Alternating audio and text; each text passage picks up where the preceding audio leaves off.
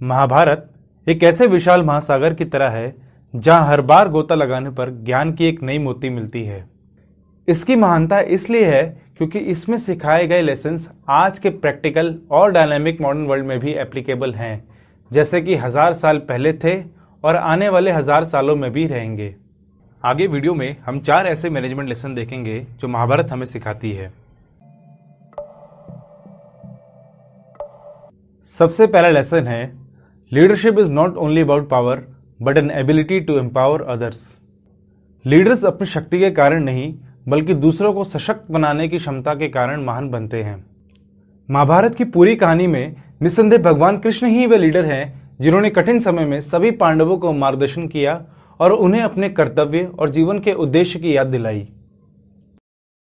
भगवान कृष्ण ने पांडवों को प्रॉपर गाइडेंस और सपोर्ट दिया और मोटिवेट किया नई और नेसेसरी स्किल्स डेवलप करने में जो युद्ध में लड़ने के लिए नेसेसरी थी।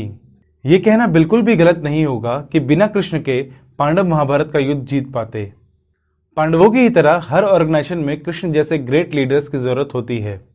एक ग्रेट लीडर लोगों को अच्छे से ऑर्गेनाइज, स्ट्रेटेजाइज और मैनेज करता है और ऑर्गेनाइजेशन का मिशन अचीव करने में उसका बहुत बड़ा हाथ होता है।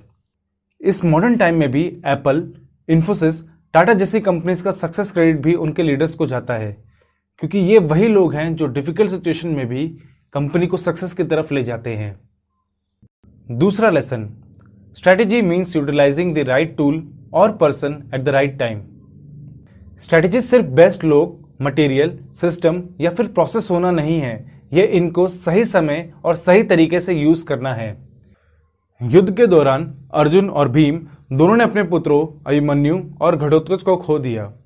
हालांकि उन्होंने एक ग्रेट पर्पस सर्व किया इस युद्ध में। ये कहा जा सकता है कि कृष्ण चाहते थे कि घटोत्कच और कर्ण के बीच युद्ध हो, जिससे कर्ण अपना शक्ति अस्त्र घटोत्कच पे इस्तेमाल कर दे ताकि अर्जुन पे चलाने के लिए कर्ण के पास कोई शक्ति अस्त्र ना बचे। और अभिमन्यु चक्रव्यूह में युधिष्ठिर को बचाने के लिए उतरे, क्योंकि अगर युधिष्ठिर ही मारे या पकड़े जाते तो पांडव ये युद्ध तभी हार जाते।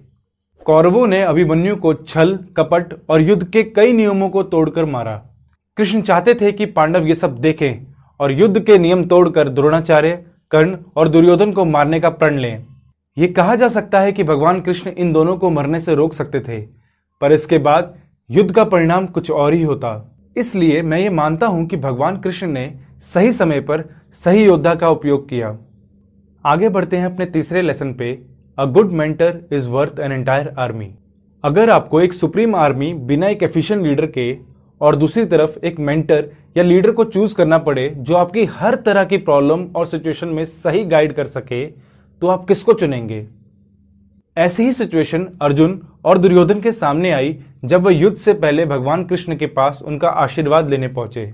तब भगवान कृष्ण ने अर्जुन और दुर्योधन के सामने 2 प्रस्ताव रखे। पहला, या तो उनकी विशाल नारायणी सेना ले लो या फिर उनका साथ, पर एक शर्त के साथ कि वे युद्ध में हथियार नहीं उठाएंगे। बिना किसी शंका के तुरंत ही दुर्योधन ने नारायणी सेना मांग ली।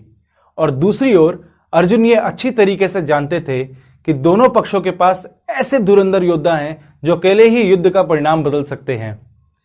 उन्हें और बाकी पांडवों को जिस चीज की सबसे ज्यादा जरूरत थी वो थी एक मार्गदर्शक की, एक मेंटर की, एक दोस्त की, जो उन्हें समय समय पर सही रास्ता दिखाए और उनकी हिम्मत बनाए रखे।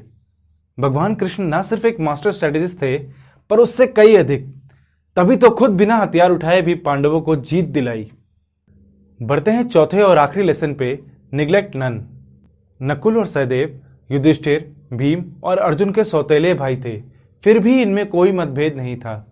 इन दोनों को बराबर का प्यार और सम्मान मिलता था अपने भाइयों से। जहां नकुल मेडिसिन की नॉलेज में एक्सपर्ट थे, वहीं सहदेव एस्ट्रोलॉजी में यानी कि ज्योतिष विद्या में। भले ही नकुल और सहदेव ने युद्ध के मैदान में छोटी भूमिका निभाई, पर पर्दे के पीछे बहुत काम किया। उन्होंने सभी घायल सैनिकों का इलाज किया। पांडवों के पास भले ही कौरवों से कम सेना थी, पर नकुल और सहदेव की निभाई गई इस निरंतर भूमिका से वे अपने आप को युद्ध में बनाए रखने में सक्षम रहे। अगर हम पांचों पांडवों को ऑर्गेनाइजेशन के डिफरेंट डिपार्टमेंट्स में देखें तो हम समझ सकते हैं कि कंपनी को अपने सभी डिपार्टमेंट्स को इक्वल इंपॉर्टेंस देनी चाहिए, जैसे कि HR, फाइनेंस, मार्केटिंग या फिर रिसर्च एंड डेवलपमेंट। इनमें से किसी को भी लाइटली नहीं लेना चाहिए, क्योंकि हर एक डिपार्टमेंट अपना रोल प्ले करता है ऑर्गेनाइजेशन को हेल्दी